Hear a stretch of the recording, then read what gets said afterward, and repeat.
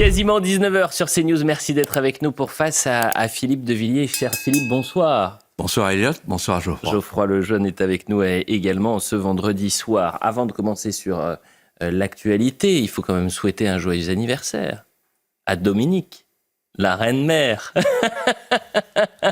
Philippe de Villiers, cette semaine, c'était l'anniversaire de votre épouse. Oui. Et donc on peut lui souhaiter un joyeux anniversaire. C'est ce que je lui ai offert. Allez-y. Des verres.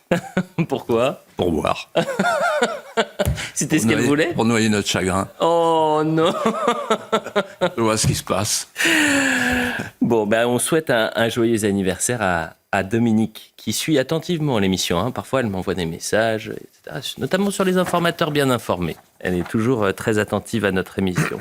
Philippe de Villiers, un peu de sourire avant une actualité très lourde. On va parler évidemment de la crise politique qui touche la France, mais avant cela, et c'est parce que vous l'avez décidé, et vous souhaitez le faire chaque semaine, tant que nous n'aurons pas de nouvelles de Boualem-Sansal, qui est arrêté depuis désormais 20 jours, écroué le 26 novembre dernier. Vous souhaitez commencer cette émission en ayant un mot pour l'écrivain. J'ai lu l'interview de son avocat en France, maître François Imray, qui dit « Il est clair que si nous ne sortons pas d'une logique de passion et de vengeance, dans laquelle Boualem-Sansal devient le bouc émissaire d'une relation bilatérale en feu, il risque de finir sa vie en prison. » Philippe de Villiers, les jours passent et se ressemblent, sans le moindre éclairci autour de l'avenir de Boualem-Sansal. Ben voilà, on pense à lui, et, on ne veut pas l'oublier. Personne ne doit l'oublier. Et j'ajouterais ceci, ceux qui l'oublient et ceux qui l'abandonnent à ses persécuteurs trahissent, comme l'a très bien dit l'écrivain et philosophe Robert Redeker, trahissent l'essence spirituelle de l'Europe. Parce que Boualem-Sansal, c'est pas n'importe qui. C'est un écrivain, certes. Donc c'est la question de la liberté d'expression. C'est un combattant, c'est un résistant, c'est un réfractaire. C'est un homme qui comptera dans l'histoire de l'Occident. Et donc je lui dis, pourvu qu'il m'entende, ou qu'il m'entende un jour, nous sommes là. Et chaque semaine, vous avez décidé d'avoir un mot pour Boualem-Sansal. Dans l'actualité également ce vendredi, et c'est probablement l'information la plus importante de la journée, et je sais que ce combat, vous le menez depuis plusieurs années. La Commission européenne et les pays du Mercosur ont validé l'accord de libre-échange, Philippe de Villiers, en matière commerciale. Ce traité vivement contesté par les agriculteurs français, pourrait marquer un tournant après 25 ans de négociations. Je vous propose d'écouter Ursula von der Leyen, la présidente de la Commission européenne. À nos agriculteurs, nous vous avons entendus. Écoutez vos préoccupations et nous agissons en conséquence. Cet accord comprend des garanties solides pour protéger vos moyens de subsistance. L'accord UE-Mercosur est le plus important jamais conclu en matière de protection des produits alimentaires et des boissons européennes. Plus de 350 indications géographiques protègent ces produits. Et en plus, nos normes européennes en matière de santé et d'alimentation restent intouchables.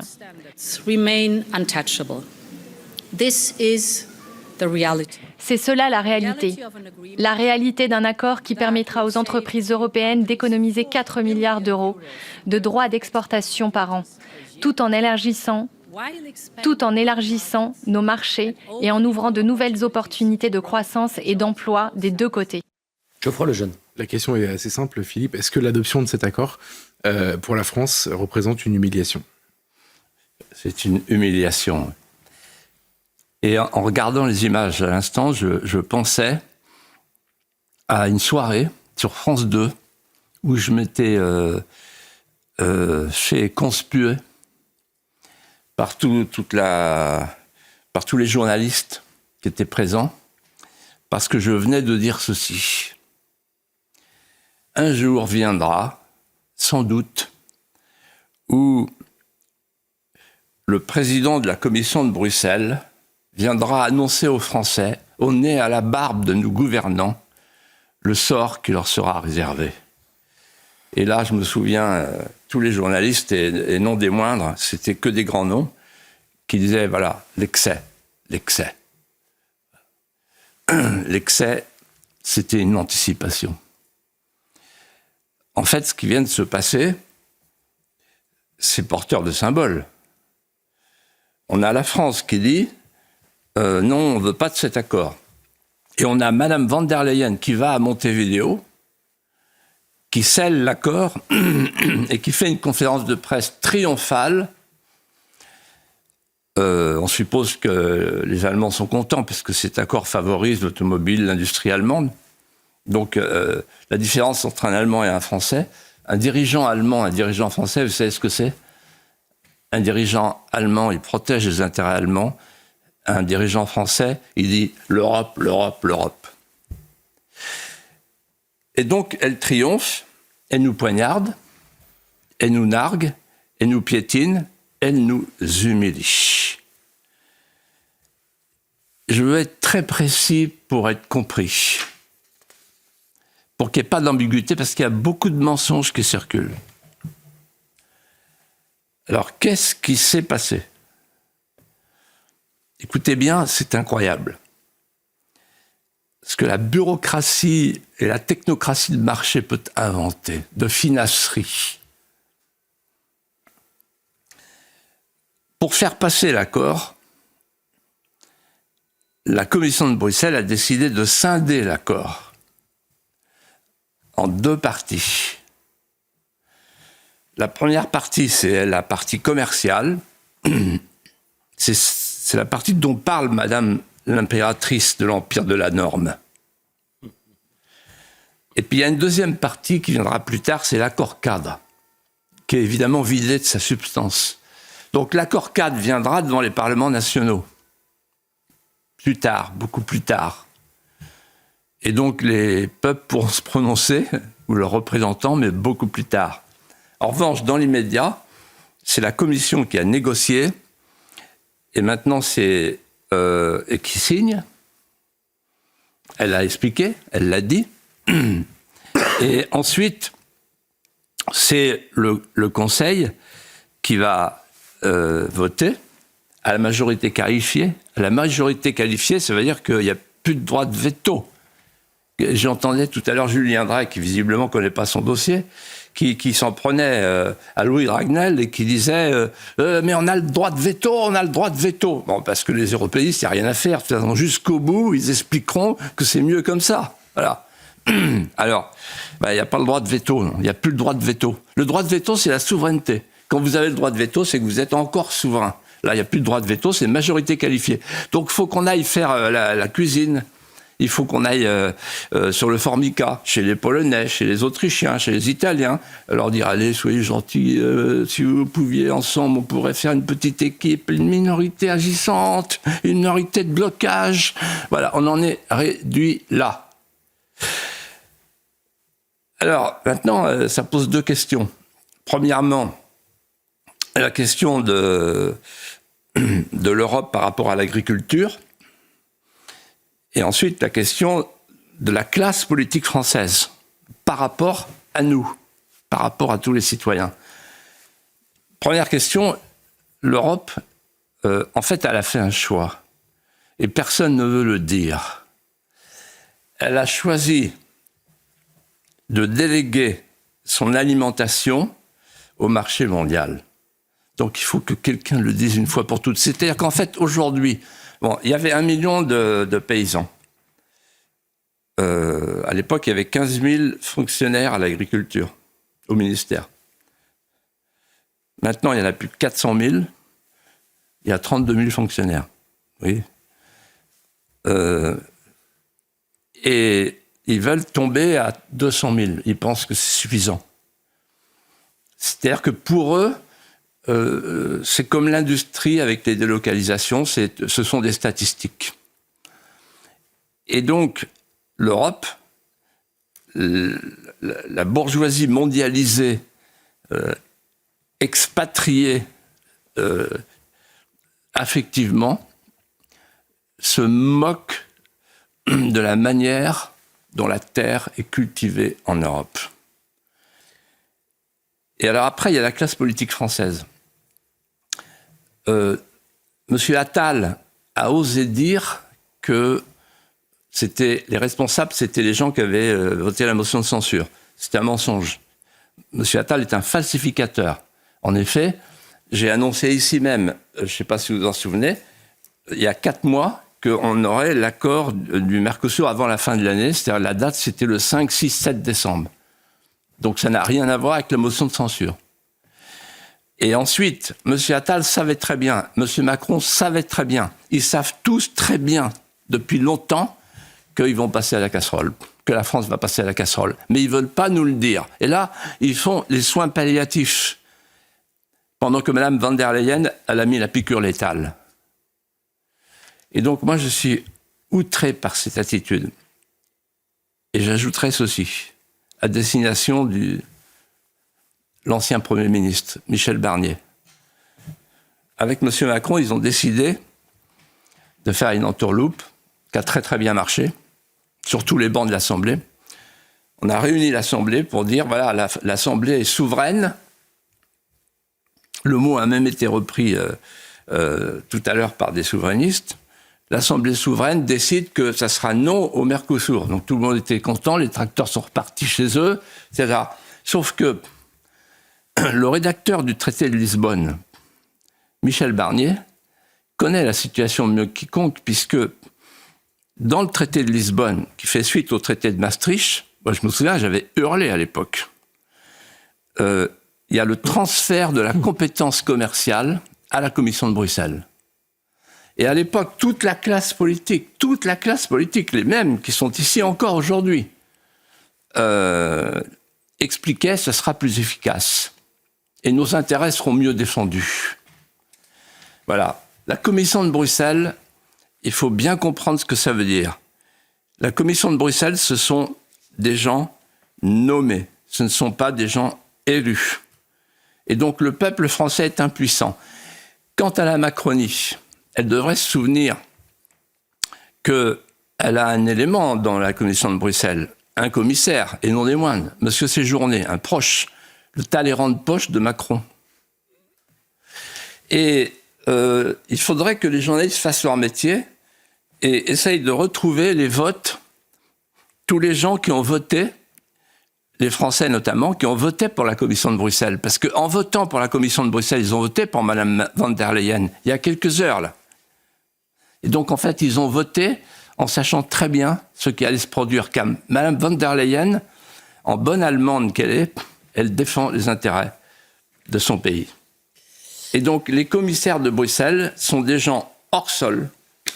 C'est ce que j'appelle l'État profond. Le super État profond. Voilà où nous en sommes. Quand vous n'êtes plus souverain, je crois, vous n'avez plus la compétence de la compétence. Et comme disait Marie-France Garot, un homme ne peut pas être à moitié souverain, comme une femme ne peut pas être à moitié enceinte.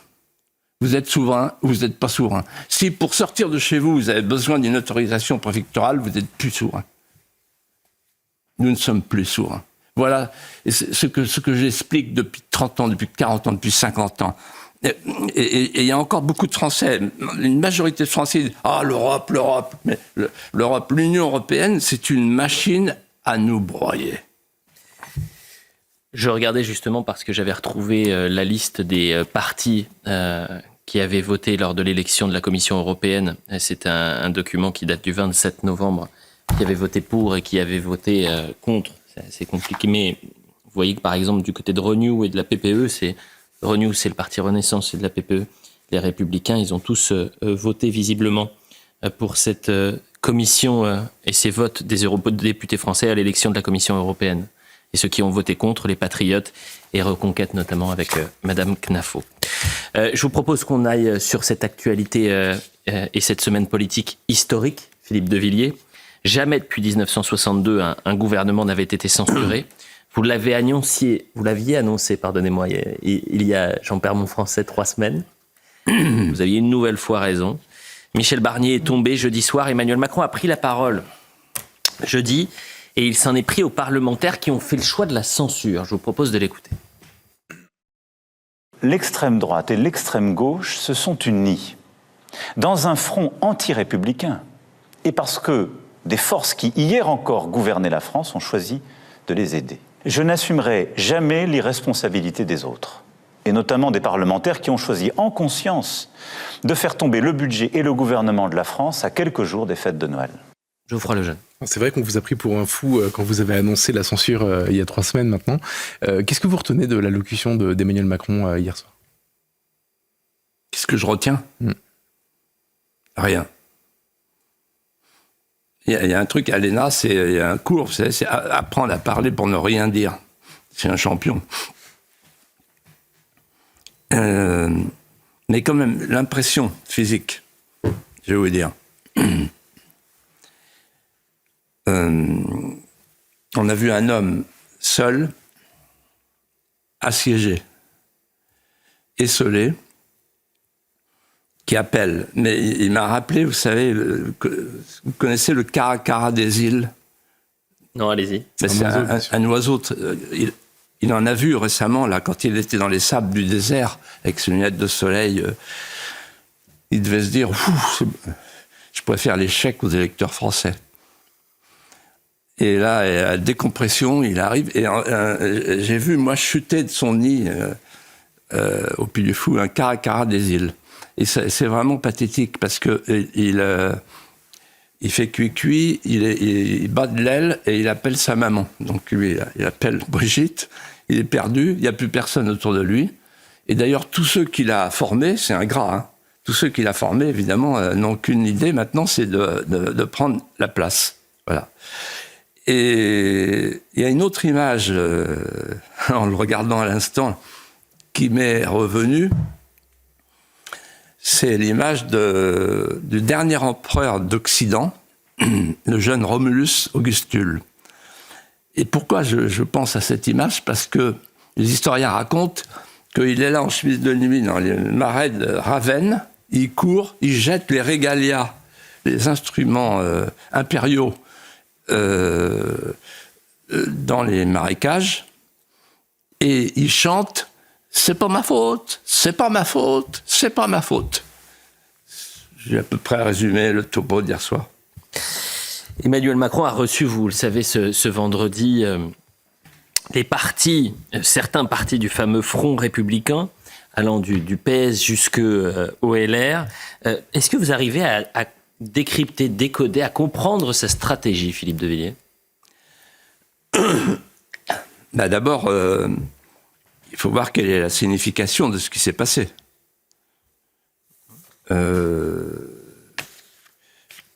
La motion de censure, c'est le match retour du Front républicain.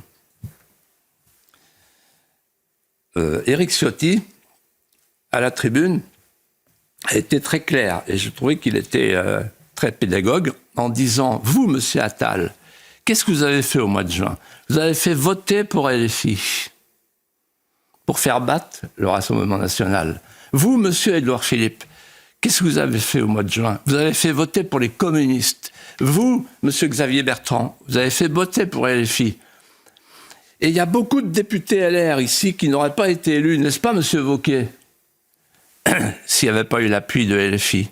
Et il y a beaucoup de gens de LFI qui n'auraient pas été élus, et de NFP, monsieur Hollande, sans l'apport de LR. Donc, en fait, en politique, c'est comme sur un terrain de jeu. Tu marques un but, t'en prends un. Hein. C'est la revanche. Il y a eu un Front républicain. Alors, le Front républicain, 3 formes successives du Front républicain. Au lendemain du premier tour, ils ont fait les Fronts républicains tous ensemble, c'est-à-dire qu'ils ont fait une alliance électorale pour faire battre ceux qui étaient arrivés en tête, en l'occurrence les candidats du Rassemblement national et assimilés. Ensuite, un deuxième Front républicain dès l'arrivée à l'Assemblée. Ils ont dit non, il n'y aura pas de poste de responsabilité pour le Rassemblement national. Évidemment, ça se paye. Et enfin, le Front républicain, le dernier, c'est Michel Barnier qui dit « Vous inquiétez pas, j'écouterai tout le monde, j'entendrai tout le monde ». Et puis en fait, il écoute personne parce qu'il pense, il parie que ça va bien se passer, qu'elle n'osera pas. Voilà. Ça ne s'est pas passé comme ça. Donc, qu'est-ce qui s'est passé à la motion de censure? C'est l'idée suivante. Vous avez voulu nous exclure, vous avez voulu établir un cordon sanitaire, vous avez fait comme si on était des moufettes qui sentent mauvais. C'est la réplique sismique. Dans tout tremblement de terre, il y a une réplique. Ensuite, mais c'est pas fini, il y a aussi la capilotade budgétaire. Et je voudrais revenir là-dessus un instant. En fait, la France vit une situation inconnue depuis 1958, c'est-à-dire qu'elle a perdu le contrôle de ses finances publiques avec un déficit qui file vers les 6% à la fin de l'année, avec une dette qui file vers les 3 milliards, 300 à la fin de l'année, et puis une absence totale de réaction, puisqu'en fait on a un budget des affaires courantes, on creuse la dette et le déficit, on ne fait pas de coupe dans les dépenses structurelles, et on augmente l'impôt de 40 milliards. Et c'est drôle parce qu'hier, je me suis intéressé un peu au budget dans le détail.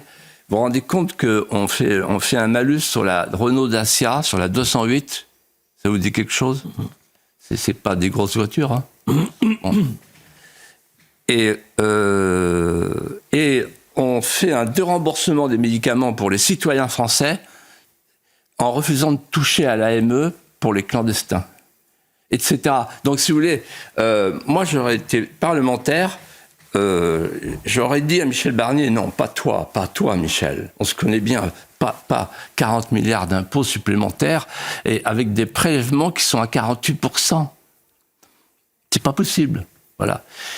Et donc, en fait, dans l'histoire, depuis toujours, il y a deux sortes de budgets. Il y a le budget des affaires courantes, on augmente les dépenses et les impôts, c'est ce qu'on vient de faire. Et puis il y a le budget de redressement. REF, mai 58, le baron Louis qui dit à Louis-Philippe et à Louis XVIII, faites-moi de bonnes politiques, je vous ferai de bonnes finances. Et donc en fait, un vrai budget, un budget de redressement, vous voyez tout de suite 4 lignes, les 4 lignes de crête, les 4 orientations du budget. Donc rétablir les comptes publics, premièrement, et ensuite favoriser, souligner 3 ou 4 orientations. L'immigration, la sécurité, le pouvoir d'achat, etc. Voilà. C'est simple. C'est ça un bon budget. Or là, c'est un budget qui a été fait par les hauts fonctionnaires. La publicité, on revient dans un instant, messieurs, pour la deuxième partie de Face à Philippe de Villiers.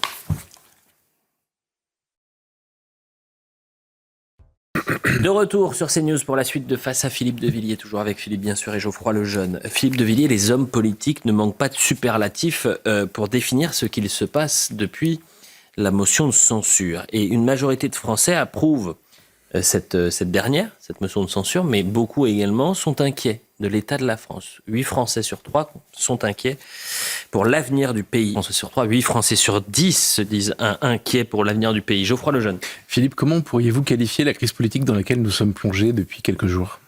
Comme Manuel Valls, il a raison, au bord du gouffre. Alors en fait, on pourrait penser qu'il s'agit d'une crise parlementaire, une crise politique au sens classique, comme on en a connu, une crise d'alternance. Moi, j'ai connu, par exemple, le mai 81. C'était une vraie crise d'alternance, c'était une violence extrême, la droite contre la gauche. Mais le système fonctionnait, continuait à fonctionner. Parce que l'alternance fait partie des institutions. Là, il ne s'agit pas de ça. Là, on est plus proche de Baden-Baden avec le général de Gaulle qui quitte l'Élysée. On ne sait plus, on n'a plus de nouvelles. Donc, quand on a vu partir en Arabie Saoudite Emmanuel Macron, alors qu'il y avait la motion de censure en même temps, on s'est dit quelle désinvolture. On ne sait plus trop où est le pouvoir, quoi. Il est plus nulle part, en fait. Donc ce n'est pas une crise classique, c'est une crise institutionnelle et c'est une crise de régime. J'arrête pas de penser à ce que mon père me racontait quand j'étais petit sur la guerre d'Algérie. Et il disait, tu vois, la 4e République, avec la proportionnelle, etc., la partitocratie, elle a été emportée parce qu'elle n'a pas pu faire face à la décolonisation.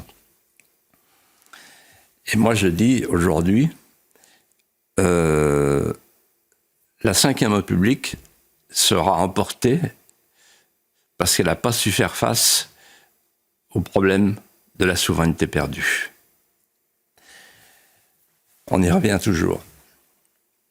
Cette crise, elle est institutionnelle, elle est existentielle. Elle est existentielle parce qu'on a perdu donc, le contrôle de nos finances publiques, mais aussi parce qu'on a perdu le contrôle de notre souveraineté, qu'on a perdu aussi le contrôle de notre identité. Notre identité est en train de se diluer. On a perdu le contrôle de qui entre, qui sort, et on a perdu le contrôle de notre démographie.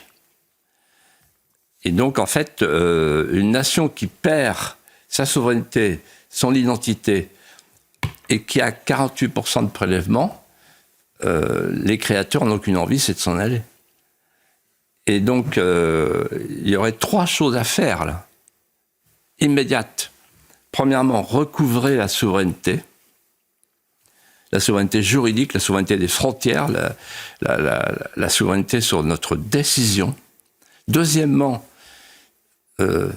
franciser la France, refranciser la France, réaffirmer notre identité, et notamment le droit à la continuité historique pour chaque Français.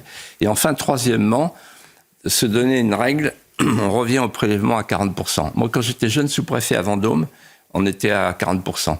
Et je l'ai dit déjà, je vous le répète, le président Giscard d'Estaing m'avait dit, oh là là, 40%, on flirte avec un pays collectiviste. Et en fait, on commémore cette année le 50e anniversaire du premier budget en déficit, comme l'a dit Jean-Pierre Fourcade, remarquable ministre des Finances, et très pointilleux. Voilà. Donc, en fait, le pays est au bord de l'abîme, mais je repense toujours à la phrase célèbre.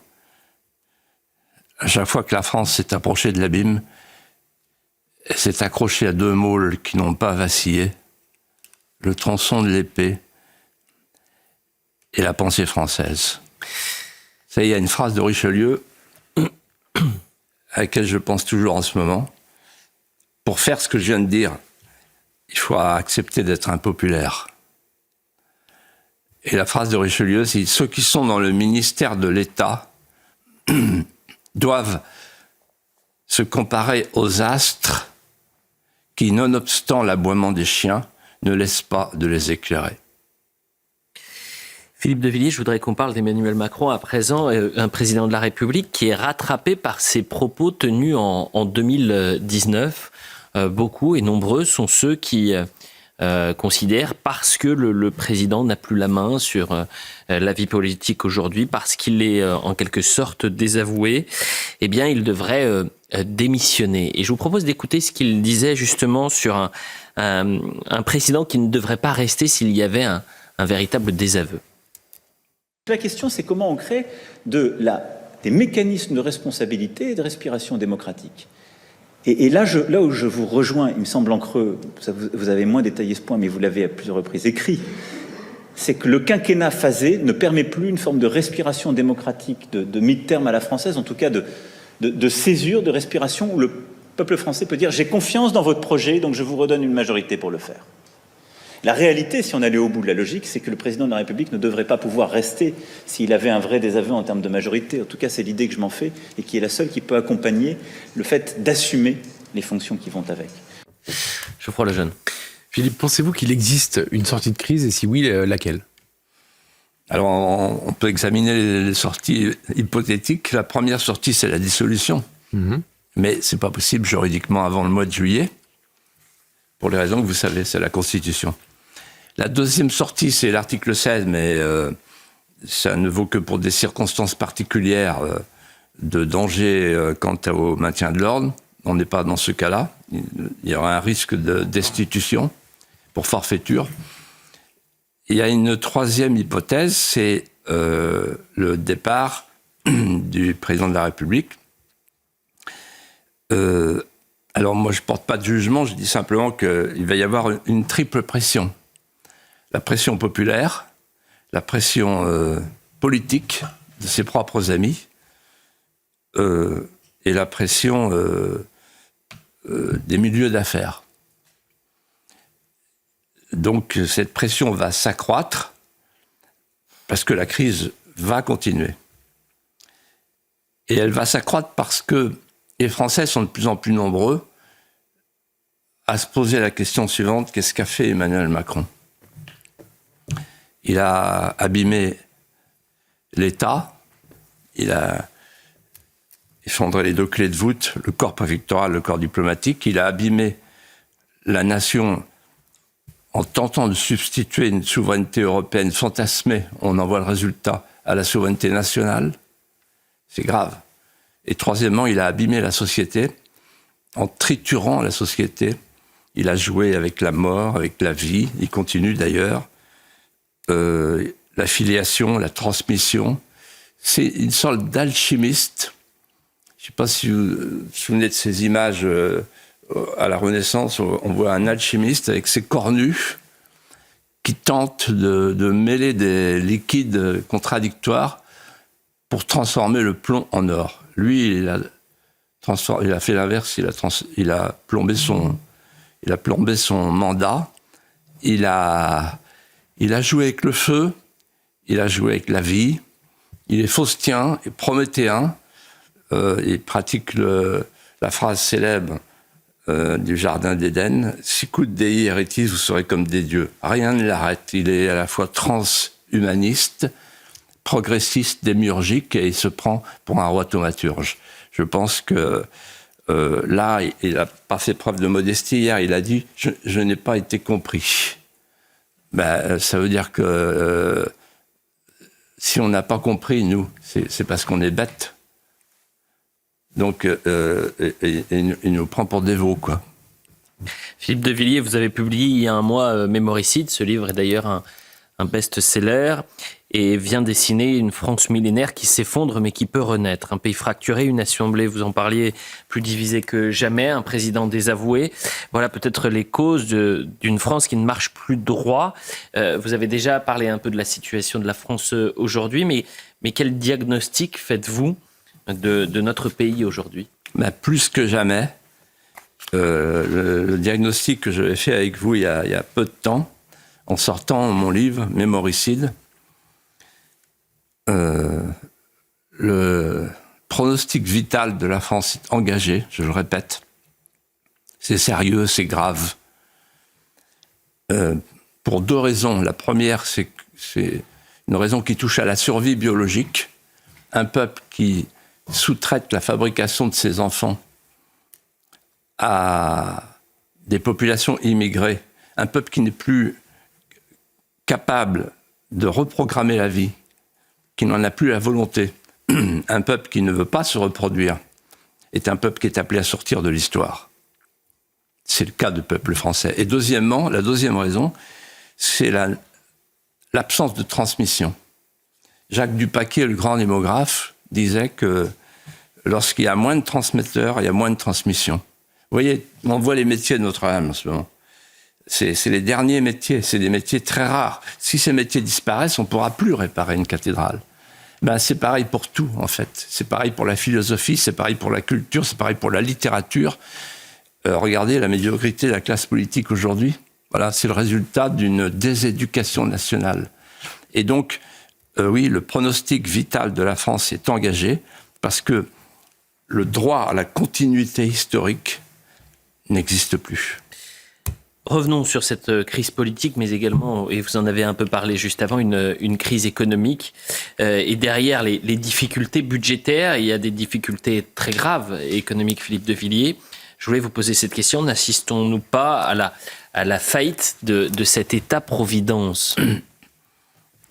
Le paradoxe, c'est que l'État régalien ne répond plus à ses missions, comme on peut le voir tous les jours, et l'État-providence ne répond pas aux besoins d'une société sous perfusion. Alors en fait, qu'est-ce qui s'est passé ? Je voudrais vraiment insister là-dessus, parce que je l'ai vécu de près. Et c'est simple à comprendre, mais c'est déterminant si on le comprend. Nous avons en fait la classe dirigeante a choisi de changer de modèle, de paradigme, comme elle dit. Et le nouveau modèle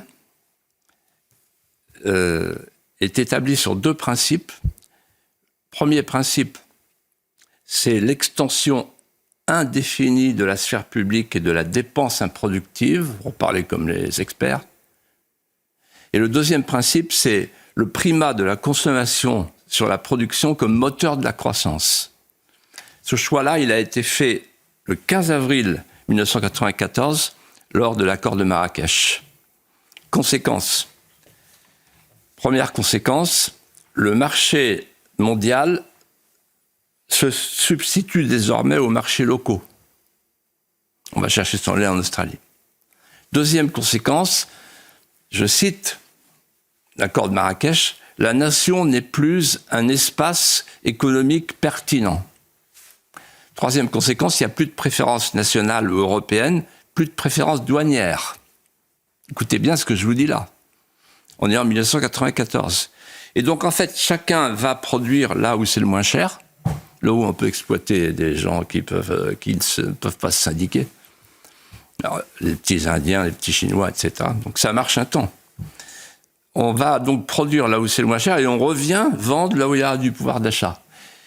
Conséquence de tout ça, c'est la fin de l'usine, c'est le déclin de notre appareil de production, puisqu'on importe au lieu de produire, et c'est quelque chose à le temple sacré, qui s'est substitué à Notre-Dame et aux cathédrales.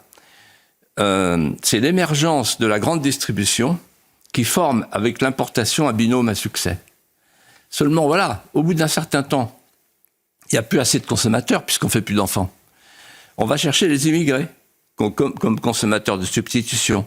Et pour fouetter la consommation, on creuse des déficits. Et pour accompagner les consommateurs, on fait une politique de l'assistance.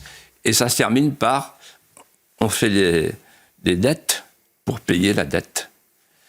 Et pendant ce temps-là, pendant que nous, on se livre à ce libre-échange mondialisé, nous, la France et l'Europe, tout à coup, on est les seuls dans le monde à continuer à pratiquer ce système parce que les 2 grands concurrents ont fait un chemin inverse.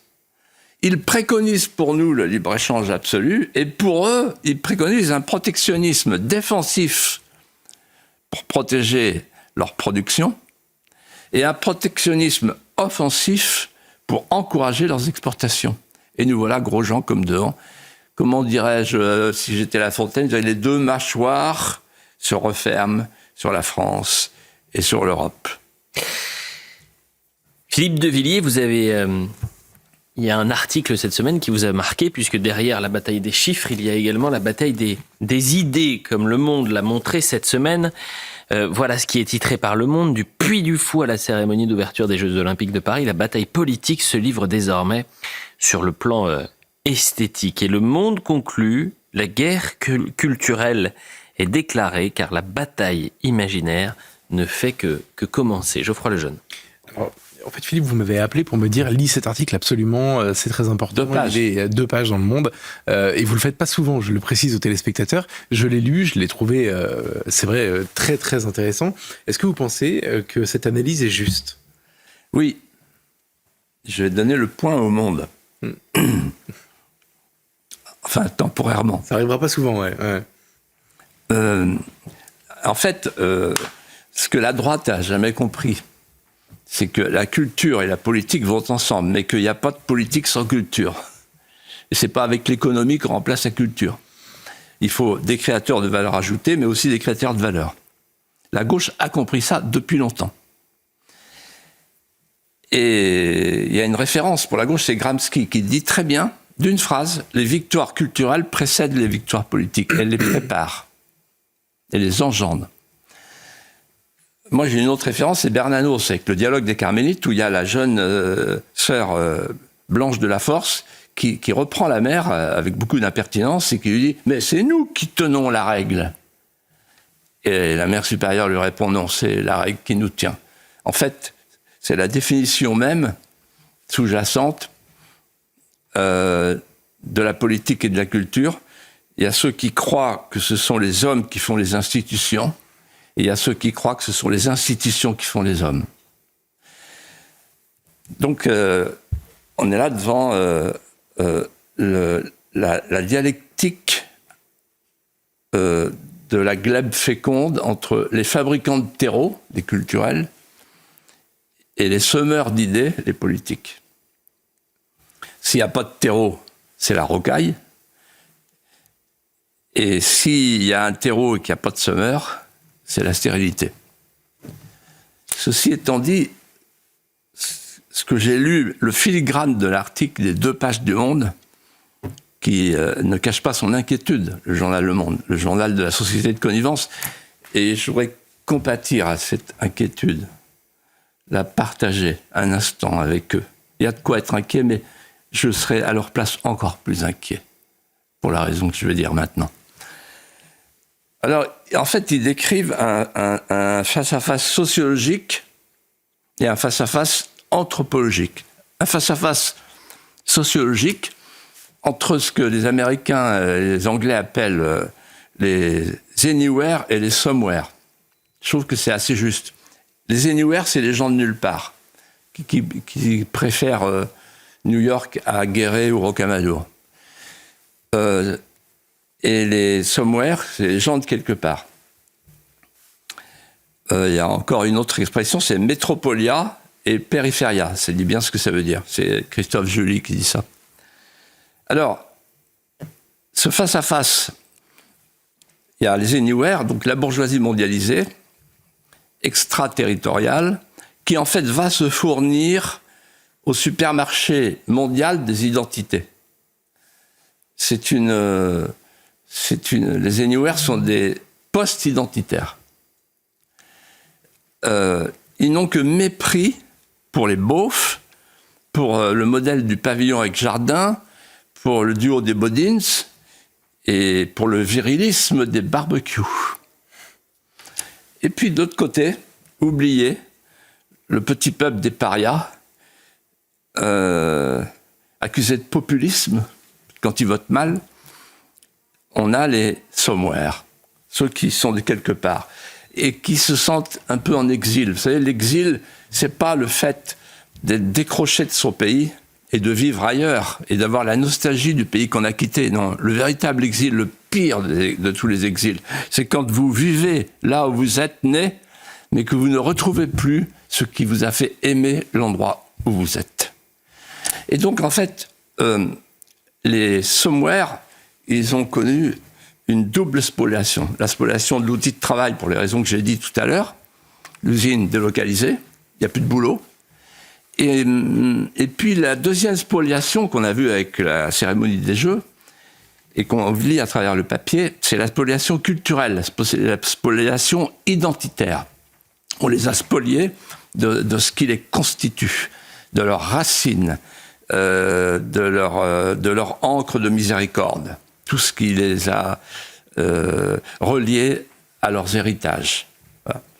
Alors le problème dans ce face-à-face sociologique, ce que dit le Monde, c'est que la bourgeoisie mondialisée, elle vit dans l'entre-soi. Donc c'est le même théâtre, les mêmes pièces, les mêmes acteurs, les mêmes metteurs en scène, ils tournent en rond. Et l'article du Monde dit « Ah, c'est terrible. Oserais-je le répéter ? Le peuple est parti. » Et vous savez où il est parti, Eliott, le peuple ? Oh, purée. Puy du Fou. au Puy du Fou. Une catastrophe. Ouais.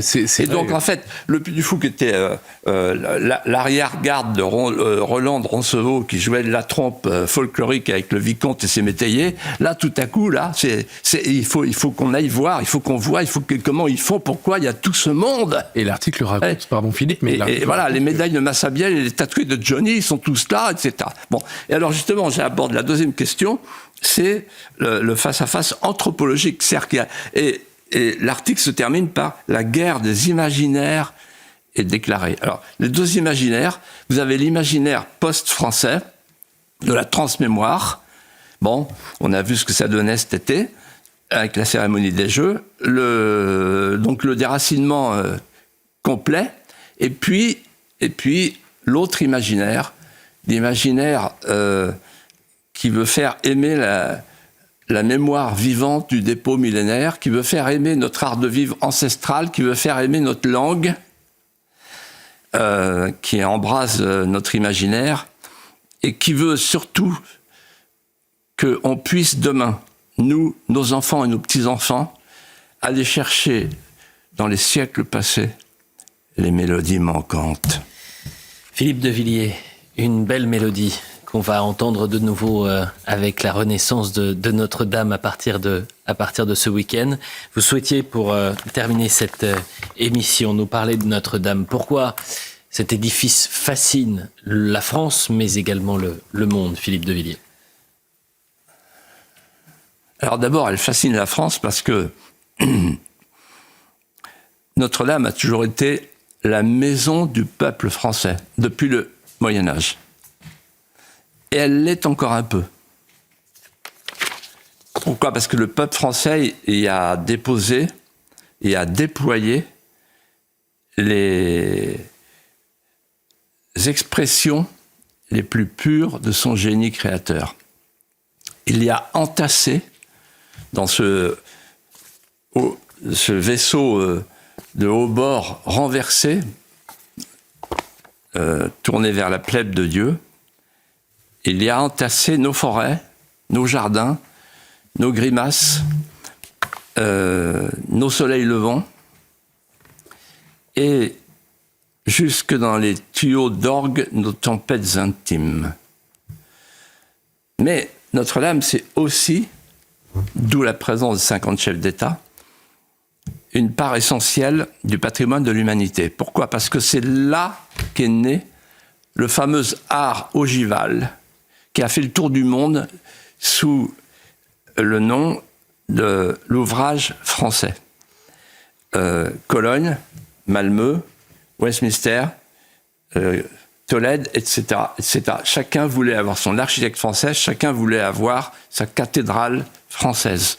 Et chacun venait voir le roi Saint-Louis pour dire « Est-ce que vous pouvez m'envoyer votre architecte ?» Et il faut voir que la cathédrale, l'art gothique, vient après une période délicate, c'est l'an 1000. Tout ce qui tourne autour de l'an 1000, c'est la peur de la fin du monde. On a peur de la fin du monde, avant l'an 1000, après l'an 1000. Et en fait, on se terre, il y a un ciel bas, et on a construit comme on a pensé. On a pensé à la fin du monde, et on a donc construit des grottes, des voûtes épaisses et basses. Et puis, la fin du monde n'est pas arrivée. Alors, plus personne n'a pu retenir l'envol de l'âme. On a regardé au ciel. On a espéré. Et on a cherché la lumière. Il y a un dialogue extraordinaire de Saint-Louis avec son architecte Pierre de Montreuil. Il lui dit « Pierre, jusqu'à présent, dans toute l'histoire de l'architecture, dans toute l'histoire du blanc manteau d'église, c'était la pierre qui tenait la lumière. Eh bien, je veux que désormais, ce soit la lumière qui tienne la pierre. Notre-Dame de Paris. Et Notre-Dame de Paris, que vous pouvez voir, les images, elles sont en direct pendant votre apologue, cher Philippe de Villiers, puisque c'est ce week-end historique, week-end de réouverture de Notre-Dame. Merci beaucoup, Philippe de Villiers. C'était un plaisir d'être avec vous, bien sûr. Merci à vous, Geoffroy Lejeune. Merci, Elliot. On se retrouve la semaine prochaine pour un nouveau rendez-vous, nouveau face à Philippe de Villiers, avec encore énormément de choses, évidemment, à traiter.